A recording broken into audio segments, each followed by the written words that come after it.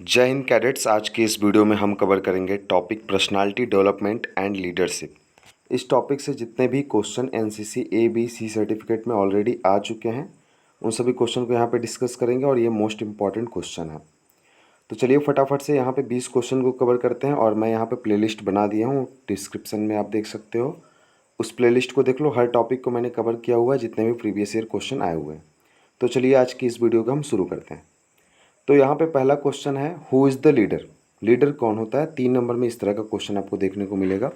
तो आप इस तरह क्वेश्चन में डायरेक्टली आप लिख सकते हैं, leader is a person who is more reliable then the general member of his group in the science of intelligence in the discharge of responsibility. Okay, simple. एक ऐसा इंसान जो अपने अदर मेंबर से ज़्यादा रिलायबल हो और उसके अंदर रिस्पॉन्सिबिलिटी और लीडरशिप क्वालिटी हो। इसके बाद how many types of leader are there. तो 3 टाइप के लीडर होते हैं, ऑटोक्रेटिक, डेमोक्रेटिक, लेसेज फेयर। ठीक है, ये नाम याद रखिएगा, मोस्ट इंपॉर्टेंट ये क्वेश्चन है साथियों, ये हर बार एग्जाम में देखा जाता है। तो इसको आप नोट कर लें, इस आंसर को, ऑटोक्रेटिक, डेमोक्रेटिक, लेसेज फेयर, यही एग्जैक्ट आंसर है इस क्वेश्चन का। कुछ क्वेश्चन को आप याद करते चलिए, मोस्ट इंपॉर्टेंट जो है मैं बताता जाऊँगा, आप इसको टिक कर लीजिए। चलते हैं नेक्स्ट आगे हम लोग। What are the qualities of good leader. एक गुड लीडर की क्या क्वालिटीज़ होती है? तो यहाँ शुरू करते हैं, lead for your by your example, यानी कि आपको जो है अब एक उदाहरण के थ्रू कुछ साबित करके दिखाना होता है। Leadership is about the people, focus on change, admitting mistakes. ठीक है, बाकी इसके आगे देखते हैं, understand the value of listening, developing leadership skill, promoting diversity, work together to achieve more, concrete value, use of technology. ये सारी क्वालिटी आप कई पॉइंट अपने से भी ऐड कर सकते हैं। 5 नंबर का क्वेश्चन है साथियों, तो यहाँ पे आपको 10 पॉइंट लिखना है। मैं पिछली भी वीडियो में ये बात बताया था आपको, तो ये सब बातें आपको ध्यान रखते हुए चलनी है। इसके बाद आप शॉर्ट में कैसे लिख सकते हो, conduct, courage, decisiveness, reliability, tolerance, enthusiasm, truthful, integrity, decision maker, initiative. ये सब पॉइंट आप लिख दो, आराम से आपको नंबर मिल जाएगा। अब साथियों फिल इन द ब्लैंक्स के रूप में यहाँ पे प्रश्न देखने को मिलता है। अगर हम फिल इन द ब्लैंक्स के रूप में बात करें तो आ सकता है, proclamation of the principal is. तो ये है one way communication. The ability to play in any field. कहाँ से आता है ये एबिलिटी? स्पोर्ट्स से। अगर हम स्पोर्ट्स खेलेंगे तो ये एबिलिटी आ सकता है। इसके आगे साथियों, self development is factor which affects personality. तो सेल्फ डेवलपमेंट जो है यहाँ पे फिजिकल फैक्टर पे इफेक्ट करता है। The 3 main elements of a strong relationship are dash, intimacy and responsibility. तो इस डैश पे होगा पैसन, इंटीमेसी और responsibility. Dialogue word itself is dash dialogue. तो डायलॉग वर्ड खुद में क्या होता है, एक नॉन वर्बल कम्युनिकेशन होता है। ठीक है, इसके आगे ये, इसको आप मोस्ट इंपॉर्टेंट क्वेश्चन, इसको टिक कर लीजिए, इस क्वेश्चन को छोड़ना बिल्कुल नहीं है। यहाँ से 5 नंबर का एक क्वेश्चन आएगा आपका, C सर्टिफिकेट एग्जाम में हर बार ये क्वेश्चन देखा जाता है साथियों। तो क्वेश्चन है, राइट 5 फंडामेंटल राइट। तो इसी तरह आप याद कर लेंगे, फंडामेंटल राइट और फंडामेंटल क्या होता है, एक राइट होता है आपका और एक क्या होता है, फंडामेंटल कर्तव्य हो गया। ठीक है, फंडामेंटल राइट और फंडामेंटल ड्यूटीज़, वो दोनों चीज़ आपको याद होना चाहिए। एग्जाम से पहले ये याद करके जाइएगा। तो right to freedom, right to equality, right to education, right against exploitation. ठीक है, उसके बाद right to secularism, right to constitutional remedies. इसके बाद साथियों फुल फॉर्म, इसको भी आप टिक कर लिए, बहुत ही महत्वपूर्ण है, हर बार परीक्षा में देखा जाता है ये प्रश्न। क्या? फुल फॉर्म, ये प्रश्न हर बार परीक्षा में देखा जाता है। तो आप इसको जैसे WTLO यानी कि होल टाइम लेडी ऑफिसर। एक NGO का फुल फॉर्म हमेशा परीक्षा में देखा जाता है, NGO यानी कि नॉन गवर्नमेंटल ऑर्गेनाइजेशन। NGO का मतलब होता है नॉन गवर्नमेंटल ऑर्गेनाइजेशन। ANO का साथियों हम सभी को पता है, एसोसिएटिव NCC ऑफिसर। NCC का भी हमें पता है, national cadet corps. RTI, right to information. YEP साथियों यहाँ पे कैंप भी होता है और इसी YEP का फुल फॉर्म होता है यूथ एक्सचेंज प्रोग्राम। ठीक है, आगे चलते हैं साथियों, ये क्वेश्चन बहुत महत्वपूर्ण है। Right 10 main life skill that help in the development of personality. किसी एक पर्सन की पर्सनालिटी बदलने के लिए 10 लाइफ स्किल बताइए जो एक इंसान के अंदर हो, तो उसकी पर्सनालिटी डेवलप हो जाएगा, पर्सनालिटी डेवलप हो जाएगा उसका। ठीक है, तो आइए उस 10 पॉइंट की बात करें। तो साथियों यहाँ पे इनलाइटमेंट, ठीक है साथियों, enlightenment, sympathy, logical thinking, creative thinking, stress control, decisiveness, ठीक है, डिसिवनेस, यहाँ पे या तो डिसीजन मेकिंग वगैरह हो सकता है। तो आप इस तरह प्रश्न को कि कोई छोड़ के नहीं आएगा, सभी आप करेंगे। बाकी 6 हो गए। और है inter relationship, effective communication, control of emotion, problem solving skill, again inter relationship, effective communication, और ये आपका कंट्रोल ऑफ इमोशन, और ये प्रॉब्लम सॉल्विंग स्किल। यहाँ तक क्लियर है साथियों। आप इसको 1.5x करके स्पीड में भी देख सकते हैं, क्योंकि एग्जाम के आसपास अगर आप ये वीडियो देख रहे हैं तो यहाँ पे साथियों जितने नंबर ऑफ क्वेश्चन आप प्रैक्टिस करोगे उतना आपके लिए अच्छा होगा, क्योंकि पेपर लेंदी होता है। यहाँ पे आपको हर क्वेश्चन को कवर करना है, हर टॉपिक को कवर करना है। ऐसा नहीं कि आप ड्रिल पढ़ लिए, इस पर्सनालिटी टॉपिक को छोड़ दिए तो काम बन जाएगा, बिल्कुल नहीं साथियों। यहाँ पे आपको हर एक एग्जाम में पास होना है। ठीक है साथियों, ट्रू फॉल्स पे आते हैं। तो tendency is a mental state that be see as be think. ठीक है साथियों, तो यहाँ पे ये क्या हो जाएगा, करेक्ट हो जाएगा, क्योंकि साथियों टेंडेंसी जो होता है एक मेंटल स्टेट होता है जहाँ पे हम क्या सो करते हैं, सोचते हैं। इस टेंडेंसी शब्द को याद कर लीजिए, इसका मतलब ही होता है सोचना, यानी थिंक करना। ठीक है साथियों, यहाँ तक क्लियर है। बाकी साथियों अगर देखो, body image is a way in which we describe our physical condition. बिल्कुल साथियों, एकदम सही बात है। यहाँ पे हम अपने बॉडी इमेज से ही दर्शाते हैं अपना physical condition. The strong bond between two और मोर ऑर्गेनाइजेशन इज कॉल्ड इंटरनल, क्या है आगे तो साथियों प्रश्न, एक सेकेंड, इंटरनल पर्सनल रिलेशनशिप। तो क्या साथियों, क्या ये बात सही है, यानी कि एक स्ट्रांग बॉन्ड जो होता है बिटवीन दो ऑर्गेनाइजेशन, उसमें क्या इंटरनल पर्सनल रिलेशनशिप? बिल्कुल गलत बात है, ये सही नहीं है। ठीक है, physical attraction between two person shows his impulse, correct, right. Stability in contact is a barrier between the statement, wrong.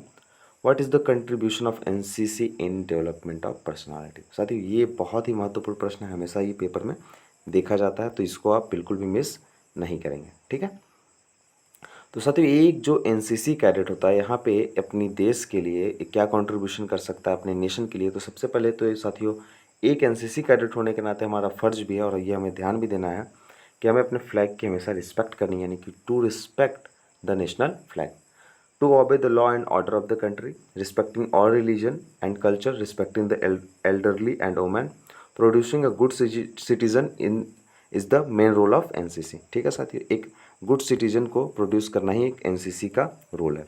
To serve the country with faith and unity and discipline, जो कि हमारा एनसीसी कैडेट का motto होता है। To inculcate the spirit of discipline in a person, to inculcate a sense of selfless service in every individual. I hope everything is clear. Match the pair, साथियों इस तरह के प्रश्न भी आपको पेपर में देखने को मिल जाता है, तो इसको भी आप मिस नहीं करेंगे। साथियों लीडरशिप की अगर हम बात करें तो लीडरशिप यहाँ पे क्या है, लीडरशिप ये क्रेडिबिलिटी है, ऐसे आप इसको मैच कर लेंगे। ठीक है साथियों, फंडामेंटल राइट जो है साथियों यहाँ पे एक राइट टू इक्वलिटी, यानी कि राइट, इसको मैंने बताया भी था, इसको मैंने पूरा पॉइंट बोला था कि आप फंडामेंटल राइट और फंडामेंटल ड्यूटीज़ याद करके ही पेपर में जाएंगे। एक यहाँ पे साथियों एक जो गुड सिटीजन होगा वो जो होगा साथियों एक देशभक्त भी होगा। फादर ऑफ नेशन हम सभी को पता है महात्मा गांधी, जिन्हें हम प्यार से बापू कहते हैं। फंडामेंटल ड्यूटी साथियों यहाँ पे एक हमारी जो फंडामेंटल ड्यूटी है, डिफेंस ऑफ द नेशन। ठीक है साथियों, यहाँ तक क्लियर है। आगे देखें तो how can citizenship B acquired, यानी कि साथियों यहाँ पे सिटीजनशिप जो होती है एक देश की नागरिकता, वो कैसे मिलता है? तो एक तो होता है बाई बर्थ, बाई इनहेरिटेंस और blood relation, through registration, by nationality, through land expansion. ठीक है साथियों, आगे चलते हैं। From immigration also, fill in the blanks में यहाँ साथियों आपको प्रश्न देखने को मिलेगा। Social etiquette teaches us to behave in society. Social etiquette हम आपस में बोलते भी, सोशल एडिकेट मेंटेन रखें, ये तो क्या है कि उससे हमारे समाज में जो है एक छवि बनी रहती है। Shaking hand with palms down indicates to fear. ठीक है साथियों, यहाँ पे जो शेकिंग हैंड होता है बहुत, यानी कि आराम से झुक के पाम डाउन करके जो करते हैं, वो उसका मतलब इंडिकेट कर देता है कि वो इंसान डरा हुआ है। साथियों यहाँ पे जो है 21 is the law of effect, 21 जो है यहाँ पे एक लॉ है। Friendship is a type of relation, simple. Conflict involving more than two parties is called intern shine. ये शब्द आप याद कर ले साथियों, फिल इन द ब्लैंक्स में देखा जाता है ये प्रश्न। साथियों यहाँ पे आते हैं, what are the principal of effective leadership. एक इफेक्टिव लीडरशिप जो होते हैं, एक अच्छे लीडर जो होते हैं, उनकी क्या क्या प्रिंसिपल होते हैं।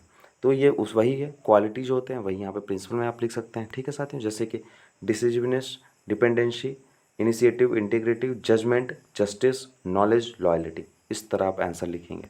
ठीक है साथियों, आगे देखें तो वापस से फुल फॉर्म, ये बेसिक फुल फॉर्म है, ये सब एग्जाम में हमेशा देखा जाता है। डिस्ट्रिक्ट मजिस्ट्रेट, या मैंने दोबारा लिखा है क्योंकि ये इंपॉर्टेंट है।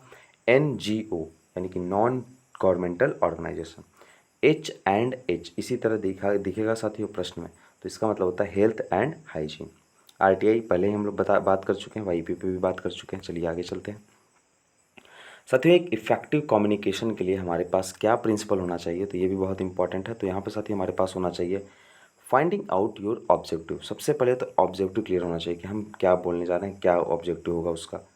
Small dialogue at a time, बीच में एक कुछ डायलॉग का यूज़ कर लेना चाहिए। प्रेजेंटिंग अ राउंड पिक्चर, बीच बीच में कुछ पिक्चर का भी दिखा देना चाहिए, उसका भी इस्तेमाल करना चाहिए। इफेक्टिव कम्युनिकेशन में ये बात आती है।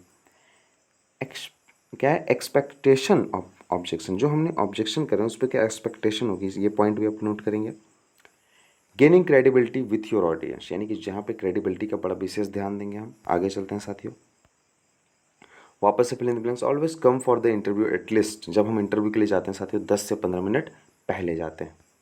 ठीक है साथियों, CB का जो मतलब होता है वो क्या होता है, CB का फुल फॉर्म हमें परीक्षा में देखा जाए सर्कुलम विटे, यानी कि एजुकेशनल रिकॉर्ड और वर्क एक्सपीरियंस उसमें नोट होता है। CB का दूसरा नाम resume. Television is a waste of time. Democratic style is a type of leadership. साथियों यहाँ पे एक 5 ड्यूटी क्या है, एक सिटीजन एक नागरिक होने के नाते आपकी क्या यहाँ पे क्या ड्यूटी होगी, तो ये भी इंपॉर्टेंट क्वेश्चन है। Support and defend the constitution, हमारा जो ड्यूटी होगा साथियों, हमारा ड्यूटी होगा कि अपने जो देश है उसकी जो संविधान है उसका रक्षा करना और उसका सम्मान करना और सपोर्ट करना, ऑबे करना लॉ को। लोकल कम्युनिटी में यहाँ पे हमें साथियों क्या करना है कि थोड़ा सा हमें अपना योगदान उसमें करना है। ठीक है, हमेशा पार्टिसिपेट करना है। रिस्पेक्ट हमेशा हर धर्म का करना है।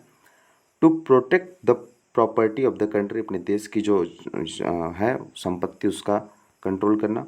To defend the country when needed. ठीक है साथियों, इसके अलावा write the way to develop leadership qualities, एक लीडरशिप क्वालिटीज़ को डेवलप करने के लिए क्या क्या कौन कौन सी बातों पे हमें ध्यान देना है, तो यहाँ पे इस पे ध्यान से इस पॉइंट को आप नोट करते या तो समझते हुए चलेंगे। Knowing the capable of doing one's job well, आपको जो लीडरशिप को ढूंढता है तो उसमें आपको देखना होता है कि सभी मेंबर्स में से एक वो कौन सा इंसान है जो कैपेबल है इस चीज़ को करने के लिए पूरी तरह से। आपको अपनी एबिलिटी पता होना चाहिए। Knowing and improving one's own ability.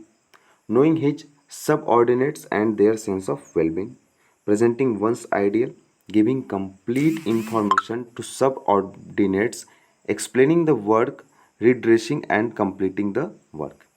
ठीक है साथियों, इसके अलावा to develop the spirit of subordinate, right and social construction, to develop accountability among subordinates, to subordinate according to their capacity, to develop a sense of responsibility towards the work of subordinates. ये सब point आप थोड़ा सा इस question का आप screenshot ले लें, एक बार देख लीजिएगा। ठीक है, सारे पॉइंट को मैं यहाँ छोटा कर दे रहा हूँ, आप इसका स्क्रीनशॉट ले लें।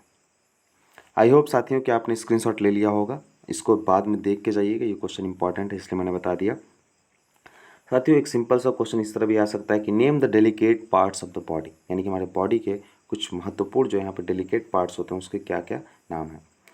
तो यहाँ पे हम कुछ की अगर बात करूँ तो एक तो हो गया साथियों ईयर, नोज, टंग, हार्ट। ठीक है साथियों, यहाँ तक क्लियर, यहाँ पे हमने, और आइज भी है साथियों। तो साथियों आज हम लोग आपके साथ 20 महत्वपूर्ण क्वेश्चन इस टॉपिक के कवर कर लिए, और इसी तरह हमने और भी पहले वीडियोज़ में कवर किया, और आने वाले कुछ वीडियोज़ में हम प्रीवियस ईयर के जितने भी क्वेश्चन हैं सब कवर कर लेंगे। तो आप चैनल को सब्सक्राइब कर दें। मिलते हैं नेक्स्ट वीडियो में, तब तक के लिए जय हिंद, नमस्कार।